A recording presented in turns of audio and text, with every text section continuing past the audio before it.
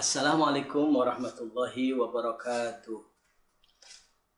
Bismillah, walhamdulillah, wassalatu wassalamu ala abdulli rasulillah Sayyidina wa maulana Muhammad ibn Abdullah wa ala alihi wa ashabihi wa mawala. Apa kabar anak-anak sekalian? Semuanya sehat-sehat?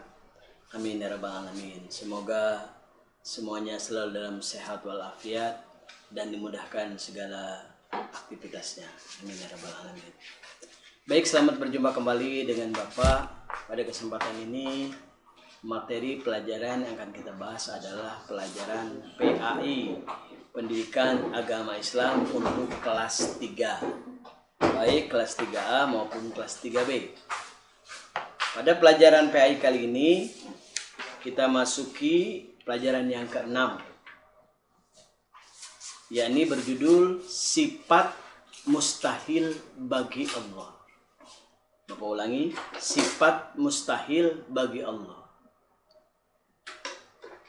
Allah memiliki sifat wajib, artinya sifat yang pasti ada pada Allah. Ada 20, tentu sudah kita pelajari kan. Kita ulang lagi apa saja. Pertama, wujud, ada ya. Terus kidam, bako, mukhalafatulil hawadisi, kiamuhu binafsihi, wahdaniyat, kudrot, irodat, ilmun, hayat, sama, basor, kalam, qadirun, muridun, alimun, hayyun, sami'un, basirun, mutakalimun. Itu semua sifat wajib bagi Allah yang ada, yang pasti ada. Wujud artinya ada, sudah kita pelajari ya. Bapak nggak bisa ulang, silahkan kalian ulang sendiri, kalian pahami sendiri. Pada kesempatan ini kita akan belajar sifat mustahil bagi Allah. Sifat mustahil bagi Allah artinya sifat yang tidak mungkin ada pada Allah. Sifat mustahil. Bahkan sifat itu tidak mungkin ada, tidak boleh ada. Yang pasti tidak ada. Ya. Ada berapa sifat mustahil bagi Allah? Semuanya ada 20. Namun supaya semuanya lebih memahami dan menghafalnya, kita pelajari 5 dulu, ya. Nah, 5 ini harus apa? Nanti Bapak tes perorangan. Ya. Tentang sifat mustahil bagi Allah yang akan kita pelajari pada saat ini 5. Yang pertama, al-adam. Bacanya pakai ain. Al-adamu. Al-adam itu artinya tidak ada. Kebalikan daripada wujud. Kalau wujud artinya ada, kalau adam artinya tidak ada. Karena Allah itu mustahil tidak ada. Sesuai dengan firman Allah dalam surah Toha ayat 14. Silahkan dibuka halaman 30. A'udzubillahi minasyaitonirrajim. Bismillahirrahmanirrahim. Innani anallah la ilaha illa ana fa'budni. Yang artinya, innani sesungguhnya aku, anallah adalah Allah, la ilaha illa ana, tidak ada Tuhan selain aku, fa'budni, maka sembahlah aku. Dalam surah Toha ayat 14. Jelas dalam ayat ini diuraikan, dijelaskan. Allah berfirman, innani anallah. Aku ini Allah, Tuhan, Sang Pencipta. La ilaha illa ana. Tidak ada Tuhan lagi selain Allah. Fa'budni, maka sembahlah Allah. Dalam surat ayat 14 ini menjelaskan kepada kita supaya kita harus beribadah kepada Allah, mengabdi kepada Allah. Karena memang segala kenikmatan yang kita rasakan, segala fasilitas yang kita nikmati dalam hidup ini adalah karunia, pemberian dari Allah Subhanahu wa taala, Al-Khaliq, yang maha segala-galanya. Al-Khaliq, sang pencipta. Al-Khaliq artinya sang pencipta. Karena Allah lah yang menciptakan. Kalau manusia dan selain manusia, selain daripada Allah, namanya makhluk.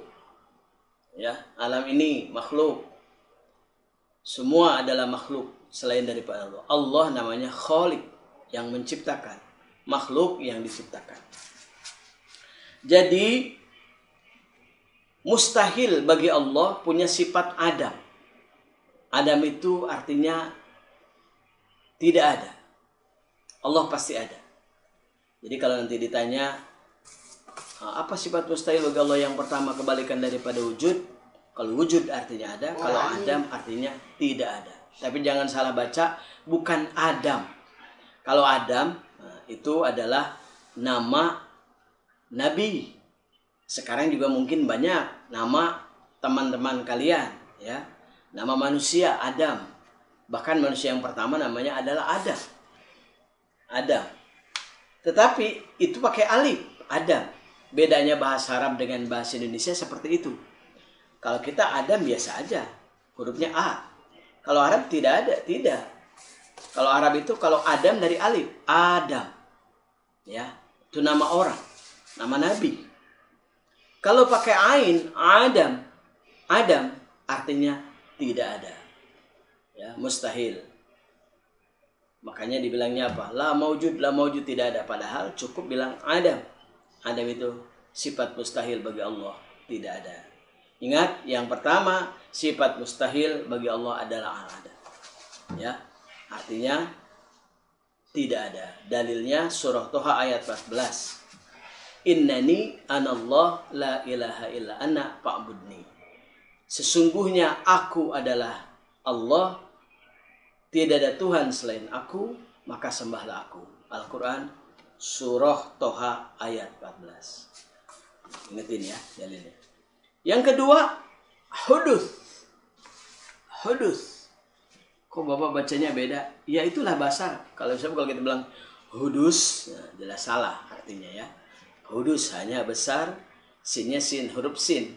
Atau hudus, atau hudus, nah beda-beda. Makanya dibilangnya hudus. Pakai ta. Hudus itu artinya baru. Seperti halnya manusia, baru. Kok kenapa baru? Udah lama Pak saya lahir, sejak 10 tahun yang lalu, ya. Saya sudah ada di sini.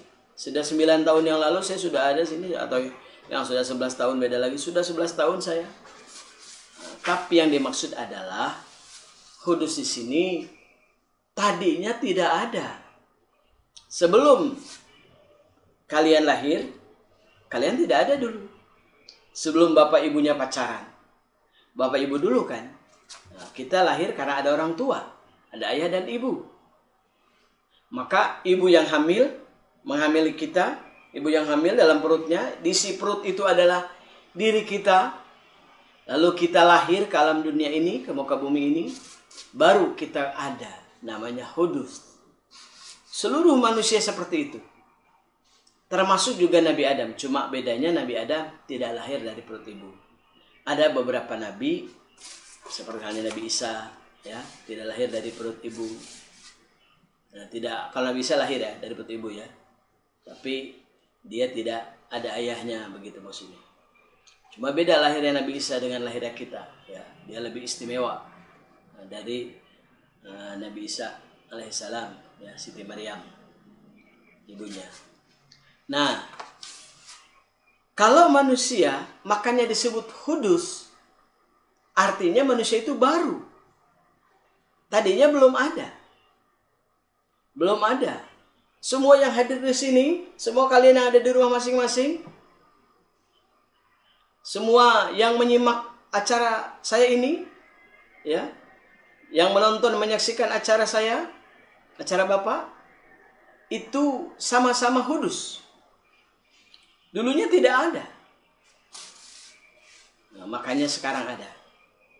Sehingga pemerintah mengharuskan kita punya akte kelahiran. Nah, bukti bahwa kita sudah lahir. Gitu ya. Itu yang kedua. Hudus. Yang kedua ini sesuai dengan firman Allah dalam Al-Quran. A'udzubillahi minasyaitonirrajim. Huwal awwalu wal akhiru wal zahiru wal batin. Surah Al-Hadid ayat 14. Surah Al-Hadid ayat 14 menjelaskan. Huwallahu, dialah Allah. Al-awwalu, yang awal. Tidak ada permulaan. Karena Allah yang maha awal. Ya kan dulu awalnya bagaimana? Tidak ada. Allah tidak ada. Kalau manusia ada. Dulunya kan tidak ada. Dulunya kan kamu masih dalam perut. Dulunya kan belum ada. Kalau manusia pasti seperti itu. Tapi Allah berbeda dengan makhluk. Ya, berbeda dengan makhluk. Allah itu tidak ada awal. Tidak ada permulaan maksudnya. Allah yang awal.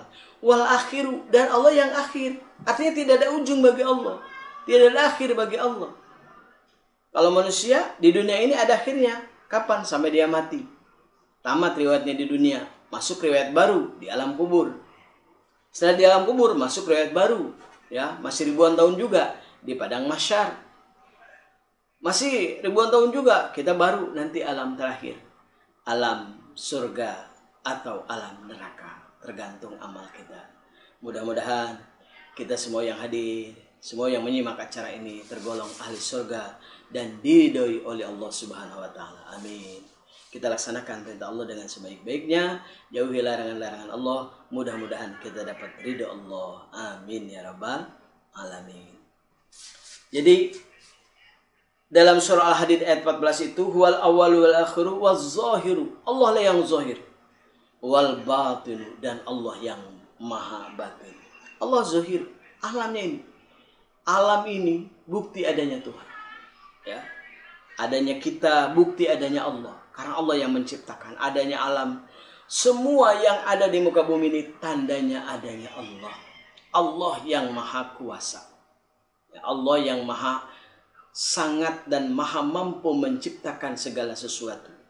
Sehingga Allah apabila menghendaki sesuatu, Allah berfirman, A'udzubillahi minasyaitonirrajim.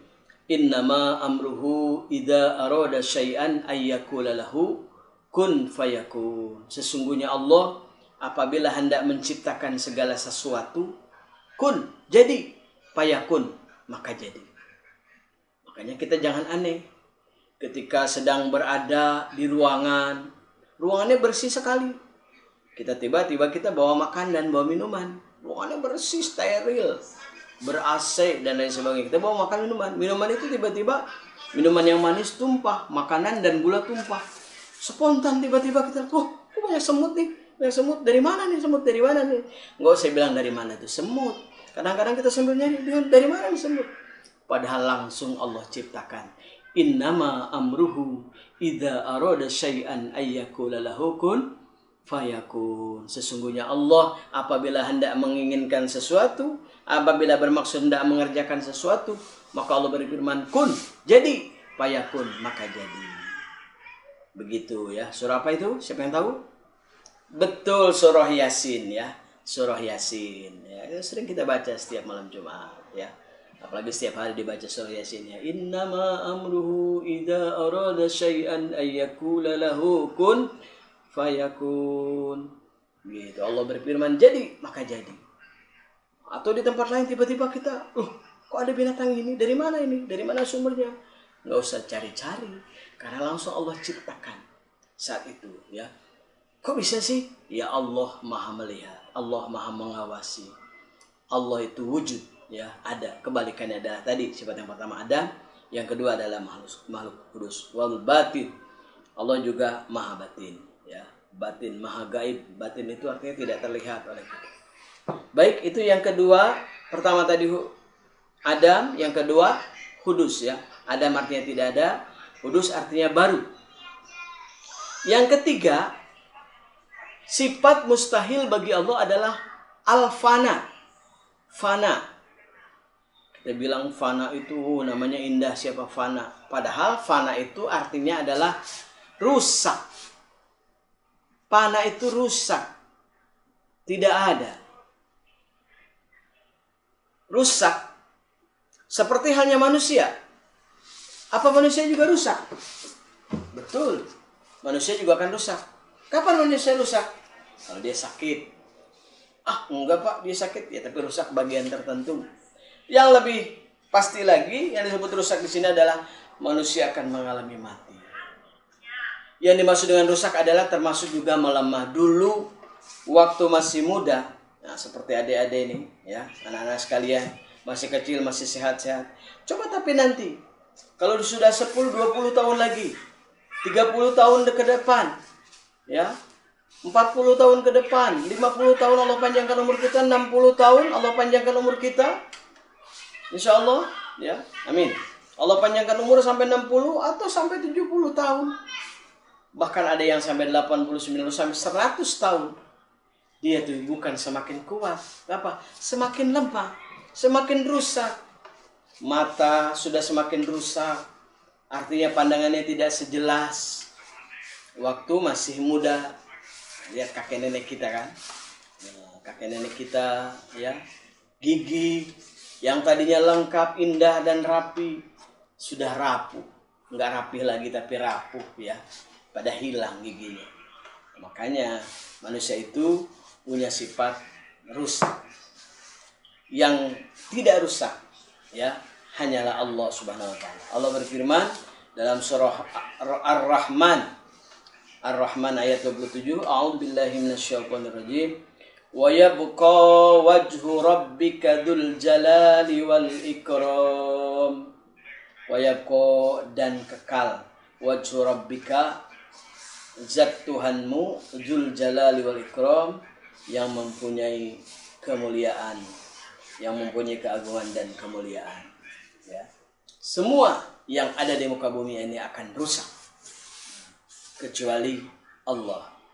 Allah yang maha kekal. Manusia itu rusak.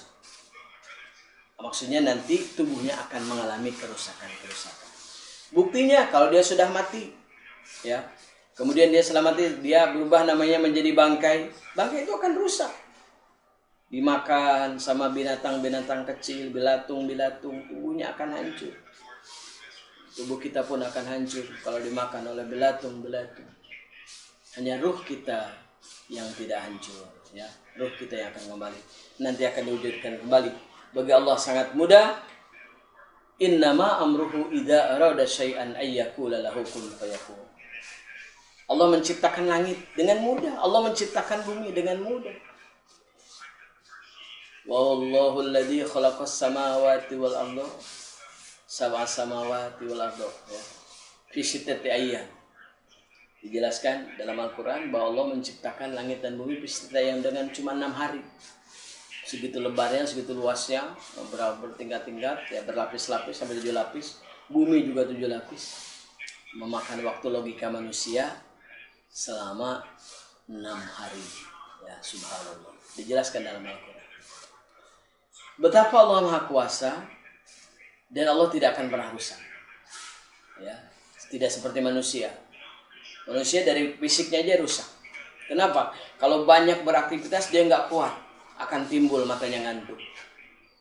Ya, matanya nggak kuat lagi beraktivitas, bekerja, pengen istirahat, ngantuk, dia nggak kuat. Kenapa? Itu manusia panah, manusia rusak. Allah tidak pernah punya sifat panah. Allah tidak pernah rusak. A'udzubillahi minasyaitonirrajim. Allahu la ilaha illa huwal hayyul qayyum la ta'khudhuhu sinatu wa la naum. Allah tidak ada Tuhan selainnya dan Allah tidak pernah kena ngantuk dan tidak pernah tidur. Allah tidak pernah ngantuk, tidak pernah tidur. Subhanallah, manusia kadang-kadang ngantuk tidur. Lagi bawa mobil di jalan raya, di jalan tol, ngantuk tidur, nabrak. Terjadi tabrakan. Kenapa? Karena dianya bawa mobilnya ngantuk, bawa mobil tidur. Itulah kelemahan manusia. Itulah bahwa manusia adalah punya sifat panah. Ini yang ketiga. Baik, kita lanjutkan. Yang keempat, sifat mustahil bagi Allah adalah mumalakatulil hawadisi. Ini kebalikan dari mukhalafatulil hawadisi. Kebalikannya, sifat mustahil bagi Allah mumatsalatulil hawadisi.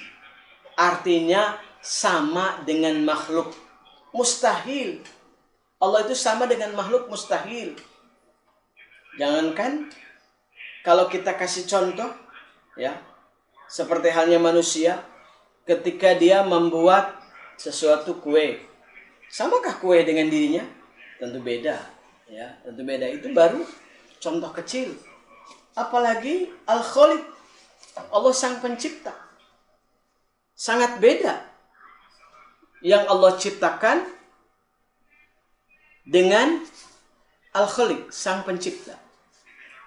Makanya mustahil kalau itu punya sifat al-mumatsalatu, sama. Kadang-kadang manusia berpikir, ya, dengan pikirannya, oh, Allah sedang tersenyum melihat manusia. Oh, dia bayangkan, oh, subhanallah, hati-hati. Itu bisa membawa kemusyrikan. Dan hal itu termasuk dosa yang tidak diampuni. Kenapa? Allah itu mukhalafatul lil hawadisi, berbeda dengan makhluk. Tidak ada yang sama. Tidak ada yang sama. Walaupun dalam ayat-ayat lain Allah berfirman dengan menggunakan bahasa yang masuk logika manusia.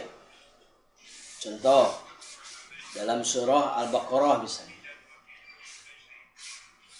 A'udzu billahi minasyaitonir rajim. Innallaha la yastahi an yadriba mathalan ma ba'udah. Allah tidak segan-segan membuat perumpamaan seperti nyamuk. Nyamuk, makhluk kecil. Mungkin kalau sekarang sedang ramai virus corona. Allah tidak segan-segan membuat perumpamaan itu. Kata-kata membuat itu diungkapkan lafaz doroba, telah membuat.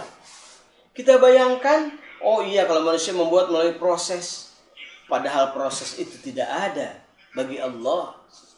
Allah berbeda dengan makhluk, ya.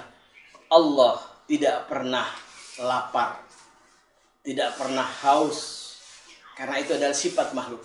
Tidak pernah ngantuk dan tidak pernah tidur. Allah Maha Kuasa.